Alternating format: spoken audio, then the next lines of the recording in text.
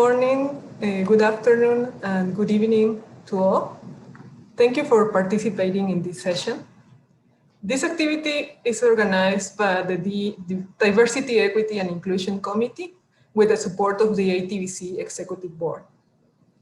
DEI events will become regular activities that might happen once or twice a year. Our committee was restructured in 2019, and we are currently 13 members with representation across regions. In the past year, we have been working on the ATBC Code of Conduct, preparing committees, guidelines, supporting and participating in ATBC webinars, and we have also started a DEI library of reference articles for the association. We have been mainly discussing how we can provide support in addressing DEI issues in the association. First step is understanding what is happening. A subgroup inside our committee, led by Luis Santiago, Catherine Cardeluz, and Via Mas, worked on a workplace environment survey and analyzing this data based on responses we received. With this survey, we want to address DEI issues as far as we can. However, we acknowledge that limited participation in completing the survey limits our ability to make strong recommendations for improvements when we do not have complete information about demographics and important DEI issues for the ATBC members. Nevertheless, this is a first effort, and what you will see next provide us with important insights that, together with your input and feedback, will allow us to continue focusing on several relevant DEI topics. Following, Lou will explain us the structure of the survey and details on the results of the survey. And later on, we will have a small breakout rooms to collect your impressions. Is it important to say that we acknowledge that there are several problems which are already known and are widespread, and these problems might not be reflected in today's conversation. This is the first open conversation, and we plan to have more spaces where we will be able to share our thoughts and generate solutions.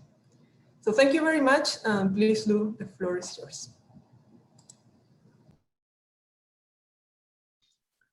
Thank you, Farah. Let's get started with the survey results. I'm going to be presenting, but I wanted to emphasize that Bia and Kat worked together on this survey with me, and they have a lot of experience in doing these kinds of surveys, so I've learned a lot. Okay, so first of all, why are we doing this? There's a couple reasons. First, we really just wanted to understand how widespread discrimination is among our members in our association. We also wanted to know if there are certain groups who are disproportionately affected. And we wanted to ask some questions to understand the climate beyond sexual harassment. And I say this because if any of you have seen the movie Picture a Scientist, you probably know that the way they talk about this, sexual harassment is just the tip of the iceberg. There are other forms of pervasive exclusionary behavior that can happen, but sexual harassment is the thing that often gets reported. And so it's important to think about if sexual harassment is happening at an institution, other exclusionary behaviors are likely as well. Okay, also in terms of discrimination, here is an example. So the purple bars are US faculty as a percent of the total by ethnicity, and US population in green. And so the way we think about this, if there were no discrimination, we would expect these to be equal. We would expect the faculty to equally represent the population of the US. But as you can see, there are some groups that are overrepresented and there are other groups that are underrepresented. And so this is an indication that there's some type of discrimination or fractionation process going on through the academic pipeline. This doesn't tell us where, it doesn't tell us why it's happening, but this is the end result. And so we can see that it's happening. Okay, why do we want to do this in ATBC? Again, there are a couple important reasons for this. So one is to provide a benchmark within our association to take the temperature, if you will, of the climate. Another reason is to bring clarifying data to a complex issue. Okay, diversity, discrimination, harassment are complex human issues. And as scientists, we can approach this better with having some data from our society. ATBC is also international and diverse in nature, and when many kinds of people come together from different groups, we know that there is some potential for bias. And then finally, a lot of ATBC members do fieldwork in remote locations. And this is important because fieldwork brings on a whole other kind of complex set of work issues. Often you may be working outside of your language, outside of your region, outside of your country, where there are different cultural practices, different norms. And so this can create kind of sometimes unexpected behavioral issues in our field. And that's something that's particular to the environmental sciences and biology. Okay, so let's get into this. Who took the survey? So first of all, if we look at how many previous ATBC meetings our respondents have attended, it's interesting that the largest number of respondents have not attended any previous ATBC meetings. And so we did look in the data when we asked things about meetings to try to separate them out, because if they haven't been to a meeting before and they're answering questions about it, that could skew our data. But actually the people who have never been to meetings answered similarly in terms of their ATBC experiences to other members who have been to meetings. So we didn't have to make big adjustments on that. Okay, if we look at age range, we can see that many of the people who responded are kind of in this kind of early pushing into mid-career hump, you know, the 40s and 30s, 40s and 50s. But we did have a lot of people in their 20s respond, and we had people all the way into their 70s and above 80 responding. So we did get a really broad representation of age range among our respondents. So that was great. In terms of gender identity, we had roughly equal responses from male and female, and we had some non-binary members as well who filled out the survey. So we have representation here.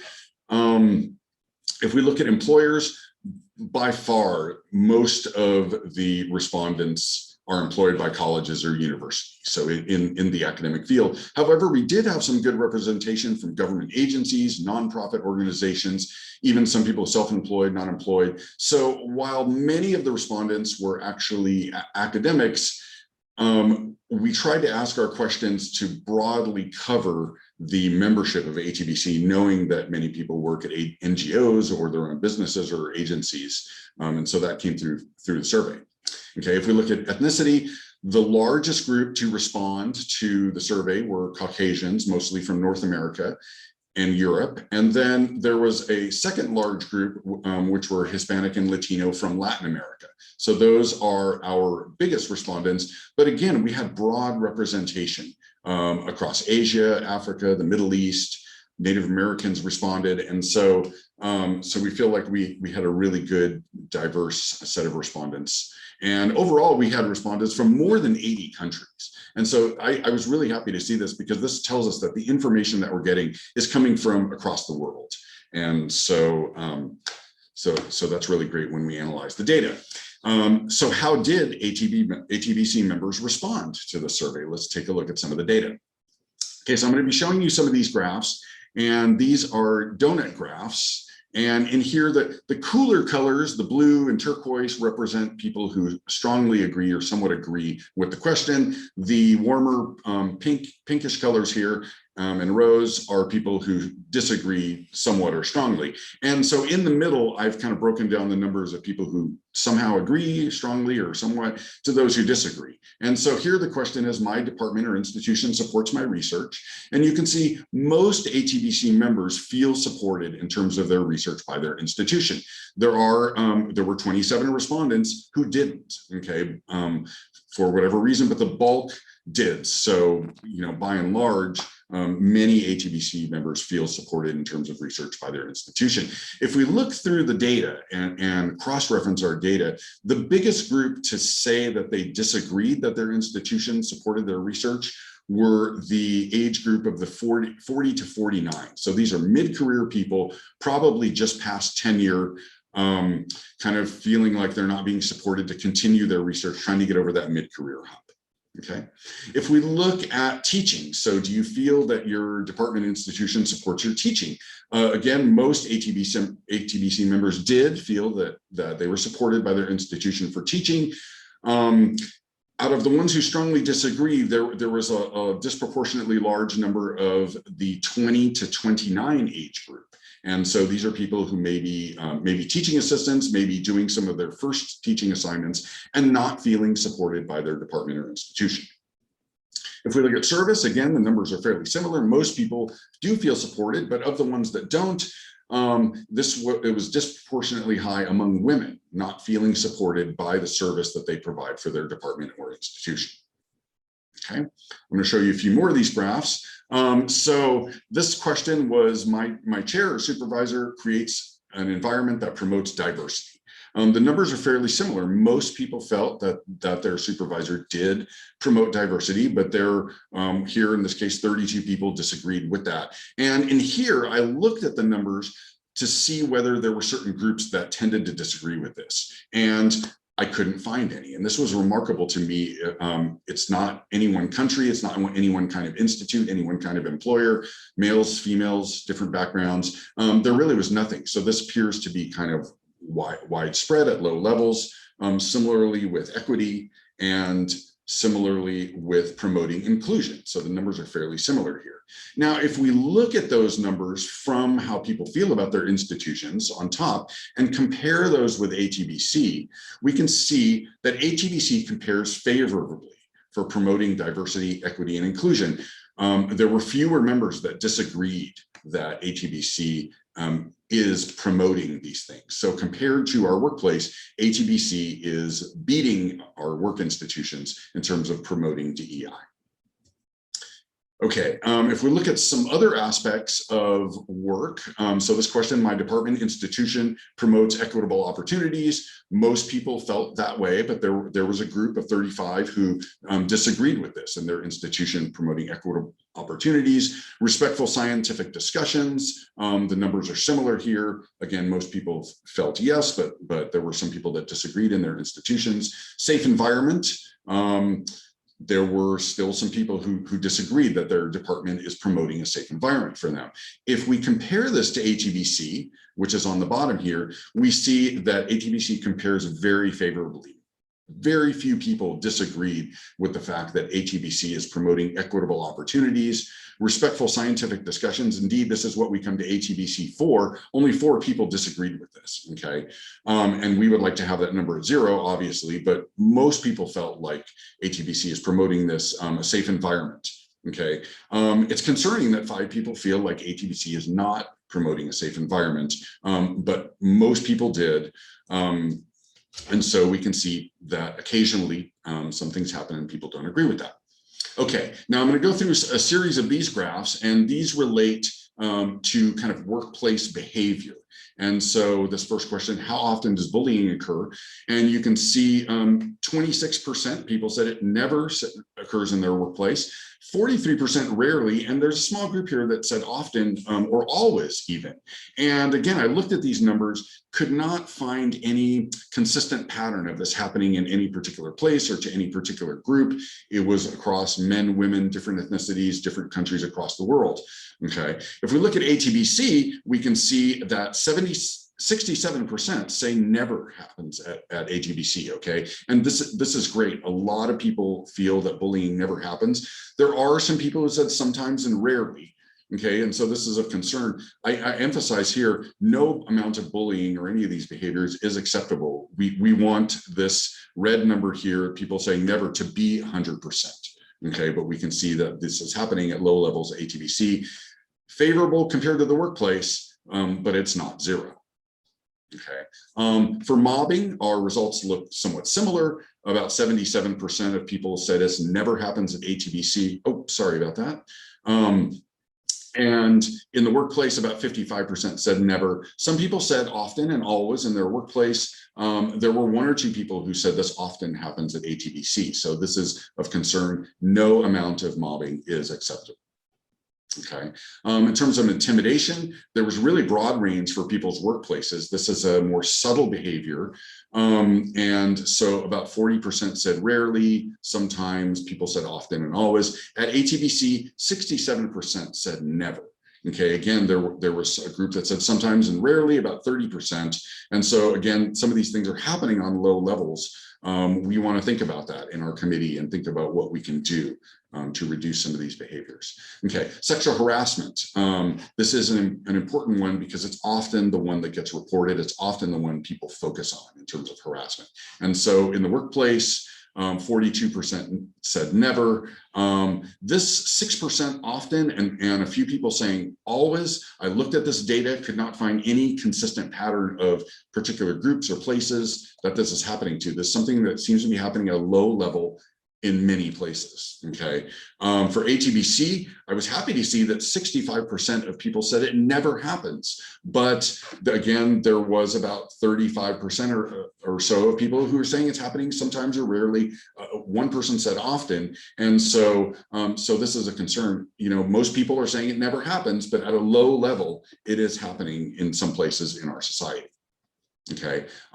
Sexual assault, in the workplace, 66% never. Some people work in places that are not safe, okay? Some people said often and always. Again, I couldn't find any patterns. It was a very low number to look at that statistically. This is something, again, that seems to happen at low levels in many places. In the ATBC, a couple of people said sometimes and rarely. So this is of concern. Some things have happened in the past. 81% still says never, which is good. But again, no amount of sexual assault is acceptable in our society. Other physical violence, again, the numbers look similar here. 80% saying never. Some people have witnessed this at ATBC. Better than the workplace, but at low levels still happening. And then other forms of psychological violence, the numbers look similar again. Most people, about 73% saying never, but a small group have witnessed this at our meetings. And so this gives us a lot of information to move forward with. And that's it for the data showing section. Thank you. And I'm available to answer a few questions that Becky is going to feed me. Does anybody have a question about the presentation? You can raise your hand or you can type your question into the chat window.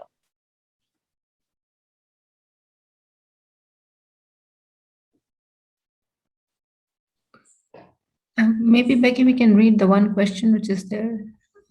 Sure, it's a bit more of a comment than a question, but essentially Roxana says, in terms of, I'm going to paraphrase for you, in terms of removing barriers to participation in ATBC and with some of our colleagues, and especially in countries that have a lower monetary threshold or a higher monetary threshold, could the ATBC consider a self-defined membership fee rather than a set membership fee? That's a really interesting question, and I'm not on the membership committee, but I know that these kinds of discussions are happening there, and we hope to use the results of this survey to work with them and consider things like that would improve access and improve membership. Absolutely. Yeah, that's a great idea and something that we can definitely bring up to the ATBC committees. Are there any other questions before we move on to our breakout groups?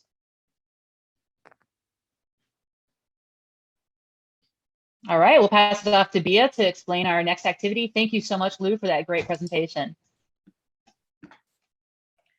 Thank you, Becky. So, hi, everyone. Thank you so much for joining our session. And next, we will have the breakout rooms to discuss diversity, equity, and inclusion in smaller groups and give everyone the chance to speak. And to give you some guidelines, we prepared 2 questions for this session and would like to hear your feedback on it. So give me a few minutes to introduce you to this, and then you feel free to move to the breakout rooms. The first question is, given the results from this survey, what should be the strategies the ATBC should use or adopt to enhance diversity, equity, and inclusion in our society? And the second question will be, and they will also be posted in the groups, how should ATBC approach DEI in countries with contexts other than the US and Europe? So for example, issues such as barriers of participation, power dynamics, etc. Okay, before we start, a few short instructions. First, please select your group according to your career level. So you should see breakout session invitations, and in a minute you can move there. And yeah, thank you, Becky, for this awesome slide. So here you see how to do it. And don't worry, if you can't figure it out or you don't have these options, then you will be helped out. Becky will stay in this room. So if you have any problems, just stay here and we will help you. And yeah, once you are in this room and the group is complete, please decide which of the two questions you want to discuss first. The questions will be there. And also there will be a Google Doc where you can take notes and everything. Also, one member of our committee will be in each of the groups, so we will support you there.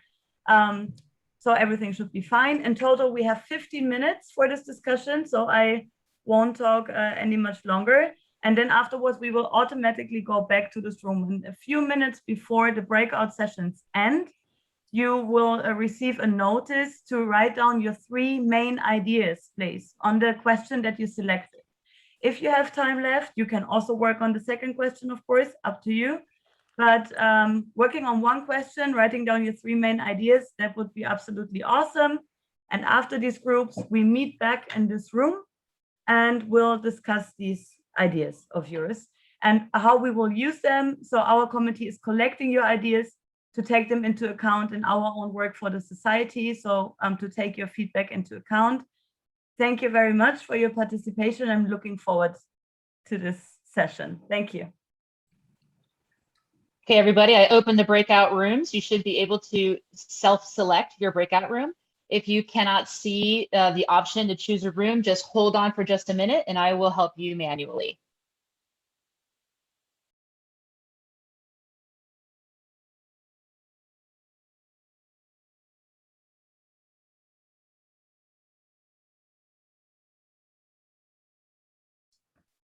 Boom, we're back. Okay. All right, welcome back, everybody. We're going to have a few moments to report out. We'll start with the graduate students group. You should be able to hopefully see my screen. Lou, I'll pass it off to you. Okay, we have a spokesperson for our group. Please come forward.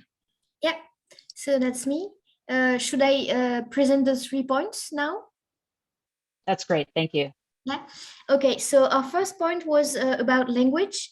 We thought that there were missed opportunity with this online edition about language options, for instance, enabling people to talk in their native language and maybe with subtitles, maybe like with help of technologies. And also, we think it would be nice to have more opportunities to discuss together in native language, or even that could be even nice for English speakers who could then learn foreign languages. The second point was the point of funding for low-income countries. Because, for instance, to publish in a good impact factor journal, you have to pay, and sometimes it's not taken into account in fundings. And fundings are not always sustainable for all participants. So we think it should be adjusted to the countries. And also for ATBC particularly, there is membership fees where we think we should adjust. And then finally, the last idea was to include and help better parent students, because some students are parents and they're not really taken into account. And particularly also in the fees, there's not a category for them. And also maybe for the time, they don't always maybe have the possibility to travel, I don't know. So here are our 3 points. Thank you very much, Camille. We're going to hold questions for now. Jennifer put an important comment into the text as well. Let's go ahead and go on to our early career academics and researchers. Bia, you were facilitating that group, so I'll pass it on to you. Thank you. And also here, Patricia will volunteer and sum up our main ideas.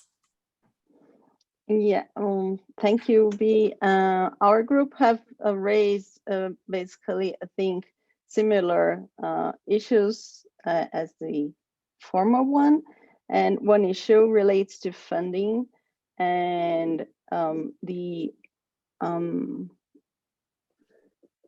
I say, yeah, that maybe we have some different fees and to update as and each year that we have a meeting and we have these fees, the dollars that we need to pay to participate may not mean the same thing in each country. So it's kind of regulate this for having a similar contribution and to help people from different countries, and especially countries that have less funding for science and for students.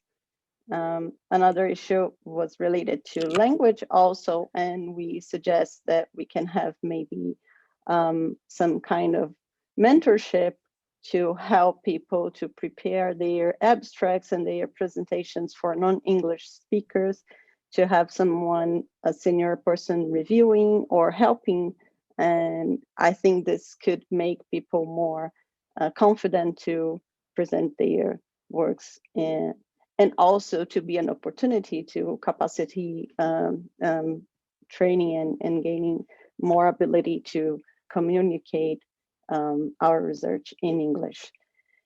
And finally, another thing we thought also was to create an environment that can open the door for new attendees and to new members, and to make people feeling more comfortable about joining the association. So we think about having, for instance, could be through mentorship or through another activity, but someone that can present the association or show the conference, and to make people feel invited and comfortable, and to reduce this kind of feeling that sometimes we have, that we are very different or that we don't belong to the group. And so it's a kind of making feel people more comfortable to join and to participate. Very nice comments. Yep. Thank you very much. Yes. All right, let's go ahead and go on to our mid-late career group. Our facilitator is Benita, so I will pass it off to you. Okay, all right. So yeah, so we had sort of similar ideas as what we heard in the early and mid-career group. So we did discuss several other topics, and I've given it here in the notes. But the top main three ideas that we discussed was, Antonio sort of suggested that ATBC should sort of make more efforts in connecting to small colleges and universities in different countries. And I think this is a space that I think ATBC has not managed to sort of use or reach out to. And so when we're talking about bringing students or participants from different countries, I think we need to come up with a strategy of reaching out to these colleges and universities in different countries, and either advertising there or some other sort of a way to attract people into ATBC. And both Jen Powers and Franz sort of in different ways talked about how this online format has really sort of improved the participation, which is very visible for them, given what they have observed in the past several years of ATBC participation. They also sort of observed that the value of the conference had improved because the interaction was higher through mediums such as the community boards, which they felt allowed better sort of interactions both before and after the meeting. So this allowed, I mean, and everyone there felt that this interaction should be, or this vibe that we're feeling right now in this online format should be somehow maintained such that this participation is good. And the fact that, you know, the costs are almost next to nothing because of the online format also sort of has clearly allowed more people to participate, and that should also be kept in mind for future conferences. The last important point, which is different from what has already been discussed, is Kevin has suggested that there's a very, or observed rather, that there is a clear underrepresentation of African Americans or people with African heritage, whether it be from Latin America or other countries. And so we really need to make a specific sort of effort to encourage these groups to be included in ATBC.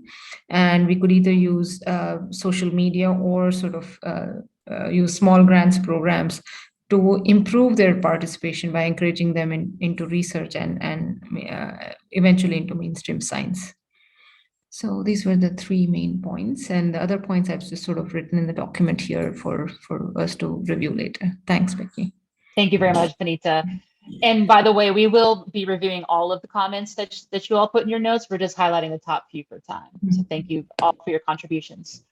And now let's hear from our NGO and conservation organizations group. Anant, you were the leader for that, so I'll pass it off to you. Yeah, and I'll pass the buck on to Roxana, who will be your Wonderful. fearless reporter.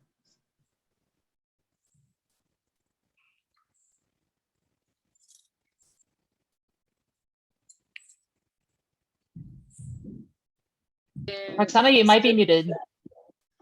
Yes, sorry, Farah and Anan. My copy paste doesn't work. I need the link of the Google Notes, if you shall please. Oh, it's on the screen, Roxana. Can you see? Yes, but I, I copy paste that and doesn't lead me to anywhere. And I do click there, and it's not your fault. Probably it's my computer and my connection. But oh, no worries. The HTTP.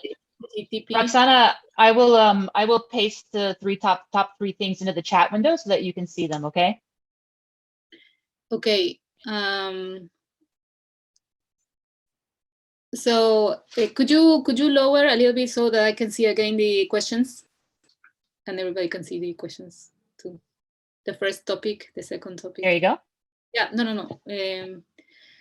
All right. So for this discussion on diversity and equity and how to improve it, and then the second topic, how should ATBC approach? We actually align very well with the previous comments of the previous groups. That the recognition that there is a bias that is inherent in the membership because of the paid membership status. I think so far we are all in the same boat. And it arises because of from the feeling of being willing to share these amazing discussions and talks to our own colleagues in our own countries, but they cannot have access to the full context because they are not members. And that's very linked to their buying power, or yes, poder adquisitivo is in Spanish. No? Also, access is greater in northern universities through stipends and OAS courses. And I want to emphasize that because myself as a Peruvian, in my undergrad studies in Peru, no way that I could be able to pay the membership of an institution like the ATBC, or pay the fees for attending an OTS course. That was a fact. But as soon as I entered into the graduate school, then the picture changed dramatically. Then I had access to OTS course. Then I have access to several other congresses. Also, it was noted in the discussion that there is limited participation of undergraduates, and I think it's also because of the buying power. Most of the time, even in the United States, undergraduate students are under loan, or their parents are paying the careers. So something should be done to actually make it more accessible to sectors that do have a lower income. Some ideas for that: agreements with local universities in the tropics to facilitate membership to students and faculty improves visibility at the ATBC. An open day at each ATBC conference where talks are open to the public, arrange trips to the conferences with local schools, universities to participate. This was put onto the table because all of us remember that our interest in science or in tropical ecology actually started way before graduate school, and how powerful it is to interact and see, not necessarily because we are giving a talk, but actually listening to it. It's very crucial, especially today where the youth is called to action, you know. And ATBC, it's a very good example because indeed makes a big effort to include all the participants and keep the diversity high. So, and it's a general congress. Recognition of cross-sectional identifiers in career stage, example given mid-career in NGOs and private sectors and academic. Like, you know, there might be the case of intermediate interfaces where you may have a mid-career, you know, still in the publication world, but also working in an NGO that not necessarily supports as it should the research line. You know, I don't know if I'm being clear on that, if my roommates want to add something to that. So we're going to have to go ahead and stop you there, but those are really great suggestions and comments. And so we're going to pass it off for the last couple of minutes to Lou, if you'd like to make any final comments. And also just to note that I will post the 2 questions that were missed into our DEI community board in the Whova app. Great, thanks, Becky. Just to wrap up, I want to thank everyone for participating. We had really great ideas from all the rooms, and it's great to see people of so many different career levels participating. And I just wanted to say I'm happy to see this because this is all of our association, and everyone is bringing ideas together to make it better. Our committee is going to come back and we're going to look at all of these documents. We're going to synthesize all of the comments and all the points that people made, and we're going to use that to go forward and course our next actions. So I really appreciate it, and thanks everyone. It's been a great experience for our group to do this. As long as I've been on this committee, it's the biggest thing we've done. And so we're looking forward to the future, and I'm looking forward to chat with some of you at the next closing ceremony. Thank you, Lou. And just for everybody, ATBC is working on our strategic plan for the next 5 years, and diversity, equity, and inclusion is an important part of that. So if you have additional comments to make about DEI in the strategic plan, please visit the Whova conversations, and there's an entire thread of discussion for that topic. And you also can email me directly if you have any comments about the strategic plan, and I will put my email into the chat window. Perfect. And who wants to go on discussing, because I saw there were more people with more ideas, we will have a meetup directly after the closing ceremony for about half an hour, so not too long.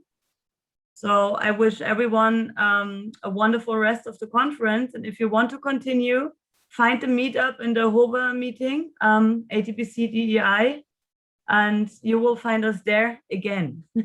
So if you want to continue, and otherwise have a nice rest of the conference, and thank you very much. Farah? And thanks, Becky, for facilitating as well. Yeah, thank you all for your participation, and see you around.